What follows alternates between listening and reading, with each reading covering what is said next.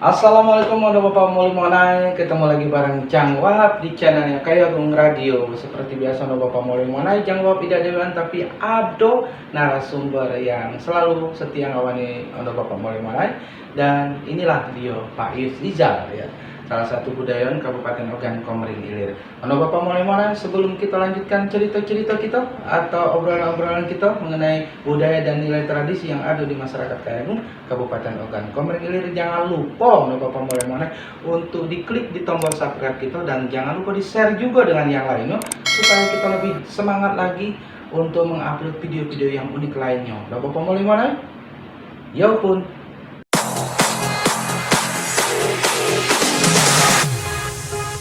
Nah ini Pak Yesijal ya. Jadi di Kayak Agung ini kayak dengan yang namanya cerita-cerita rakyat ya. Benar, ya. Baik itu cerita nyata, legenda, atau mungkin sampai ke mitos sekalipun itu. Nah, jadi di sini ada cerita yang pernah Jang Wahab dengar, entah benar atau tidaknya, mungkin ya lebih detail lagi untuk menjelaskan ini. Cerita rakyat suku Kayak Agung. Di sini ada yang namanya sosok ini kesaktian yang luar biasa, yaitu Skodir Muanai Kurap. Nah, dari judul itu yang membuat penasaran mungkin ada Bapak Molemane sekaligus Jang Wahab, sehingga penasaran itu yang membuat Jang Wahab kaget ngehujani pertanyaan di Pak Yus Rizal ya. Nah, sebenarnya siapa sih sosok si Kodir itu? Nah, itu boleh dijelaskan ya. Sehingga orang masyarakat Kayak Agung sudah tahu bahwa si Kodir ini sakti katanya. Nah, ya, kalau dari kumpulan-kumpulan cerita rakyat ya, baik cerita itu nyata, mitos, dongeng, kemudian cerita-cerita yang sifatnya mengangkat legenda-legenda kan, itu si Kodir ini ya, dia termasuk salah seorang sosok remaja laki-laki kan. Dia memiliki wajah tampan, tetapi di balik ketampanan itu dia memiliki penampilan yang sangat menjijikkan. Ya, karena sekujur wajahnya, baik apalagi bagian muka kan, itu penuh ditumbuhi oleh penyakit-penyakit kulit yang lazim disebut orang kurap. Iya. Nah, si Kodir ini ya, dia ini hidup di antara akhir abad ke-17 sampai ke awal abad ke-18 yang hidupnya di daerah Kayu Agung. Tapi sengaja saya tidak menyatakan di daerah mana atau kelurahan mana, dusun mana dia itu berada kan. Karena kita menghindari menyangkut perasaan daripada orang di daerah tersebut kan. Nah, tapi kenyataannya memang pernah populer di abad 18 awal itu tentang kenyataan kisah nyata daripada kehidupan si Kodir Bujang Kurap ini. Terus yang Wahab katakan tadi bahwa si Kodir ini mempunyai satu kesaktian yang luar biasa. Itulah yang membuat dia terkenal itu kan? Nah, kesaktian model mana yang dimaksud?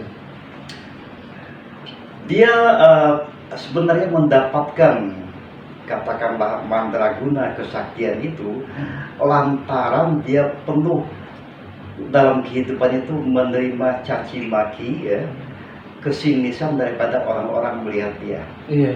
Sehingga dia nekat untuk menimba ilmu kebatinan ya, untuk memperlihatkan kepada orang banyak bahwa dia dalam penampilan begitu bisa menaklukkan sesuatu, sehingga orang menjadi kagum melihatnya.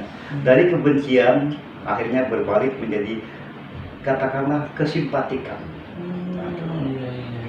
Sehingga apalagi di kalangan perempuan kan, di balik wajah ketampanan daripada si Kodir ini kan, yang penuh dengan penyakit kulit kurap tadi kan, dia merasa banyak sekali gadis-gadis yang meludah di depannya menjijikkan.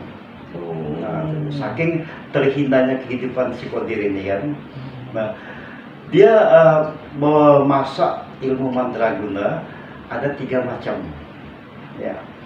Pertama, dia memasaki ilmu perkasih. Oh, Ya, maksudnya tujuannya itu bagaimana orang itu supaya merasa iba kasihan kepada dia. Nah, yang kedua, dia memasaki ilmu kesaktian. Dia harus mampu melakukan sesuatu sehingga menarik perhatian orang saat dia melakukan sesuatu itu.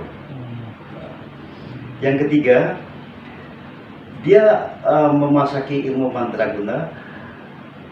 Apabila orang melihat dia menjijikkan, dalam beberapa saat orang tersebut akan ternganga. Karena sekujur tubuhnya ini seakan-akan sebuah kaca ya, yang begitu bening, mulus, bersih.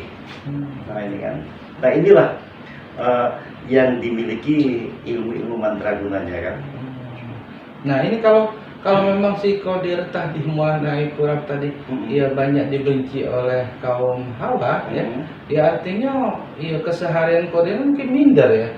Nah keseharian Kodir itu dalam hari-hari itu ada di mana dia sebenarnya? Nah si Kodir ini ya, karena dia sendiri merasa bahwa dirinya itu dibuang oleh masyarakat. Katakanlah dibuang ya, karena dibenci oleh masyarakat, orang sinis melihat penampilannya menjijikkan kan.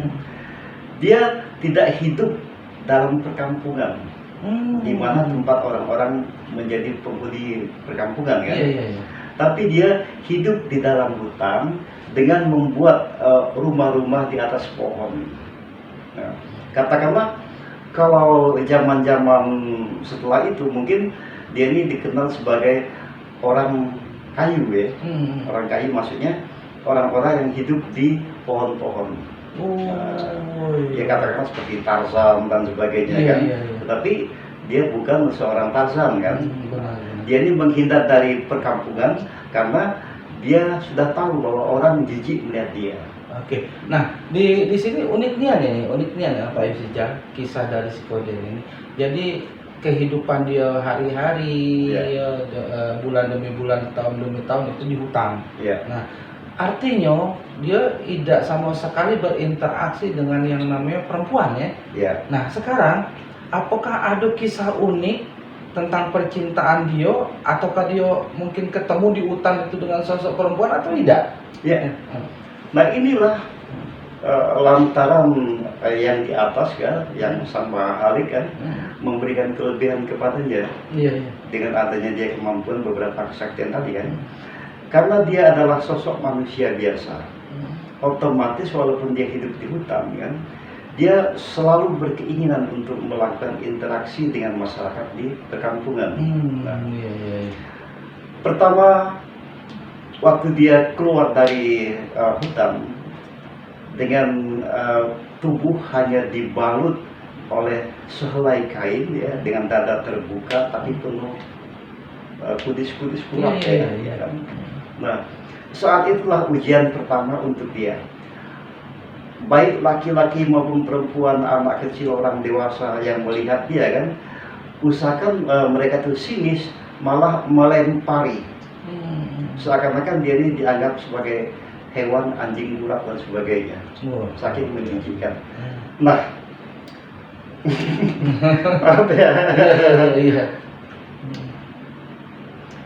sebenarnya kalau saya mengenangkan kisah nyata daripada si Kodir ini kan, ya walaupun kita hidup di zaman sekarang kan, kalau kita terbayang pada masa itu, di mana letak kemanusiaan kita sesama manusia kan? Nah,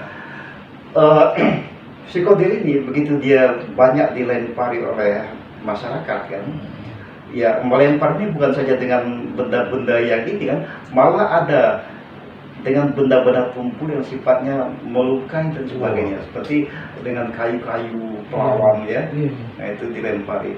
Tapi dia tetap dalam penuh kesabaran. Dia hanya selalu pasrah kan, menyerahkan diri kepada yang kuasa kan. Nah, saat itu sudah berulang kali dia melakukan interaksi ke perkampungan kan. Pada suatu saat dia ini nyelonong masuk kampung, kain yang membalut dia hanya menutupi hanya alat kemaluannya saja kan. Nah, kenapa ada sosok perempuan ya, ini ya katakanlah masih remaja juga kan, orangnya cantik jelita, cantik jelita. Nah, dia pulang ke rumahnya, si perempuan ini mengambil sehelai kain.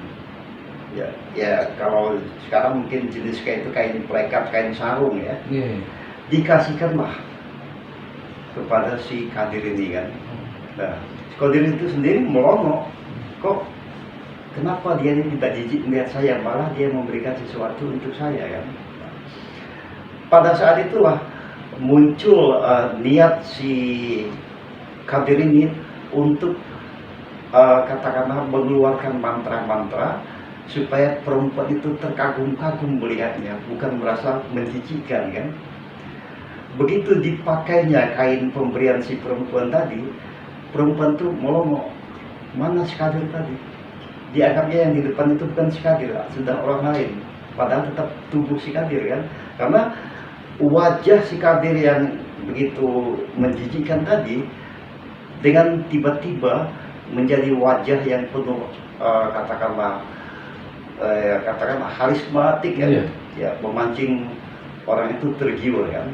Nah, anehnya ya, kan kita ini kalau melamar, laki-laki biasa melamar perempuan secara globalnya kan. Jarang sekali perempuan yang melamar laki-laki. Nah, pada saat itulah si perempuan ini tadi dengan penuh keberanian atau merasa lega, dia mengucapkan kata-kata. Kadir, katanya, saya sudah lama memperhatikan kamu bahwa kamu adalah seseorang yang penuh dibenci oleh masyarakat. Tapi saya selaku manusia yang sama, kita adalah ciptaan Tuhan, saya menaruh hati kepada kamu. Nah, apa jawaban si Kadir pada waktu itu? Kalau kamu mau berjodoh dengan saya, tidak akan mungkin. Karena kita itu hidup dalam dua batas yang sangat bertolak belakang. Apabila memang terjadi, apakah kamu mau tidur sampai di atas pohon? Nah, si perempuan itu memberikan jawaban, kan saya ada rumah, ada orang tua. Tidak akan mungkin orang tua saya tidak memikirkan saya untuk memboyong kamu ke rumah saya. Nah, akhirnya ya dengan penuh rasa malu dan sebagainya, si Kadir ini tanpa pamit lagi dengan si perempuan tadi, dia kembali nyelonong masuk ke hutan. Nah, pada saat dia di dalam hutan inilah dia merenungi nasibnya ya, yang dia membalik-balik lembar-lembar kehidupannya kan. Dan dia setelah menimang-nimang kehidupannya di dalam hutan, akhirnya si Qadir ini memenuhi apa yang diminta oleh sang gadis kepadanya.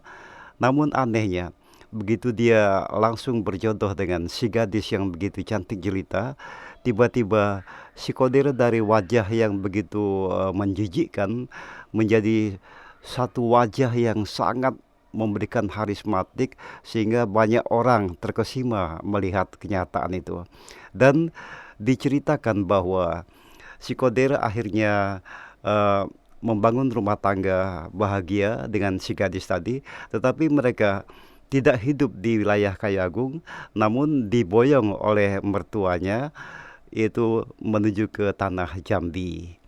Nah, Onda Bapak Molimanai, demikian rangkaian cerita daripada kisah si Qadir mengenai kurap. Ya, mudah-mudahan ini akan menjadi satu panutan bagi kita selaku manusia. Janganlah kita membedakan kondisi manusia itu, tetapi yang kita nilai adalah manusianya, bukan kondisinya. Kami rasa sampai di sini dulu. Untuk mudah-mudahan nantinya kita akan ketemu kembali dengan cerita-cerita berikutnya lewat channel Kayagung Radio. Wassalamualaikum warahmatullahi wabarakatuh. 90,4 Ayo Agung Radio.